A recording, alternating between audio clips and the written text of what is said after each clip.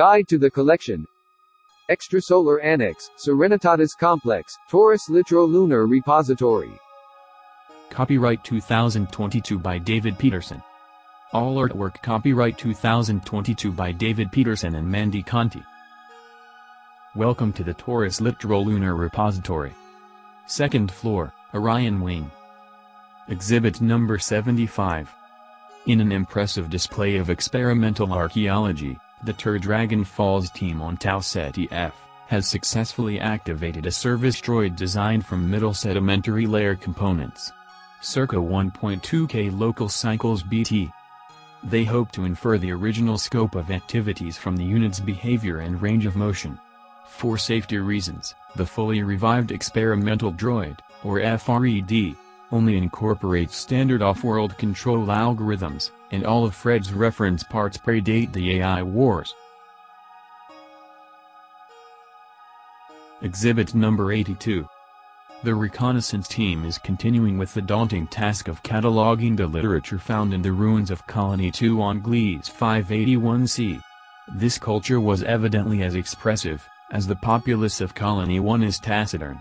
Their preferred medium was holographic etching, which they applied to virtually every exposed surface, including purpose-built statuary such as this delightful piece, from the library alcove. Surface layer, circa 85 K local cycles BT. Compounding the challenge for the researchers are the difficulties with translation. It is clear that the language consists of geometric ideograms, primarily hexagrams, with a superficial similarity to Western Zhou bronze script, but the dearth of punctuation, or grammatical particles, means that in the absence of a viable conversion matrix, solutions based on internal logic must be considered specious.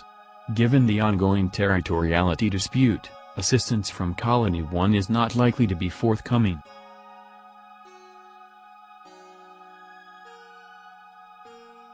Exhibit number 83. A further cache of 3 memory material disks has been found following a cave-in at the Hausdorff Feast project on TRAPPIST-1D. 2 of the artifacts remain inert despite best efforts, but the third responded to pressurized immersion in a saltwater bath, by decompressing into a personal hydrofoil. In early tests, forward motion above a threshold speed leads to sustained circulation around the lower projections, resulting in considerable lift. The elegant design, which is optimized for smooth travel and accurate turns, is consistent with the recent hypothesis that such disks were adapted from ancient First Systems technology.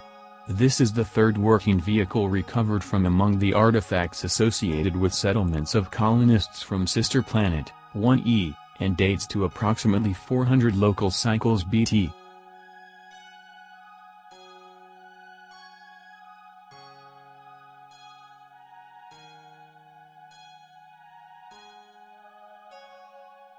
Exhibit number 84.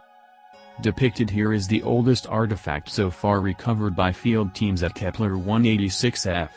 Valley of the Bones, monastic layer, circa 3K local cycles BT. The mirror of equanimity consists of an unidentified animal skin, pulled taut and attached to an alabaster frame. The skin has been rendered neuro-resonant through pre-treatment with a series of biomimetic mineral washes. Staring into the mirror at a prescribed distance induces a feedback loop that amplifies electrophysiological signals, primarily in the limbic system. In effect, any emotional state other than perfect equanimity is heightened, presumably to the point of discomfort or worse. Ironically, this meditative training tool is now so brittle that the presence of a strongly agitated person induces micro cracks in the surface, and would eventually shatter the artifact, were it not in its Faraday display case.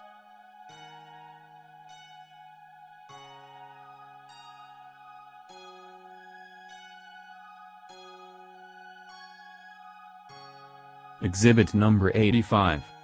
Artificial plant recovered on Kepler 186f from a dig overlapping the former Imperial Gardens.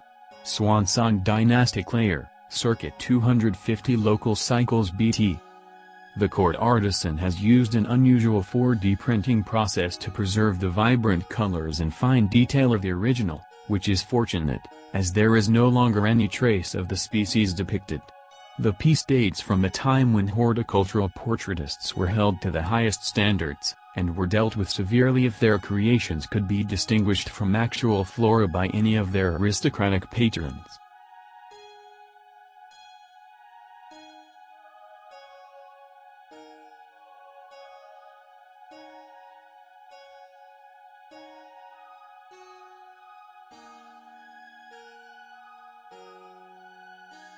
Exhibit number 86. Another important find has been reported by the Global Seabed Initiative, stationed at the Orbital Coalition facility above 1061C. Systematic scans for pressure-resistant treated glass have revealed an automated complex, stationed above the southern pole. The structure, estimated at 65K local cycles old, is much smaller than New Pavlopatry, but unlike those ruins, is actively drawing power from geothermal sources, perhaps for the benefit of multiple drone craft, which are berthed in the central hangar bay. Preliminary attempts at communication have gone unanswered, but the initiative is undeterred, and is busily planning a follow-up mission.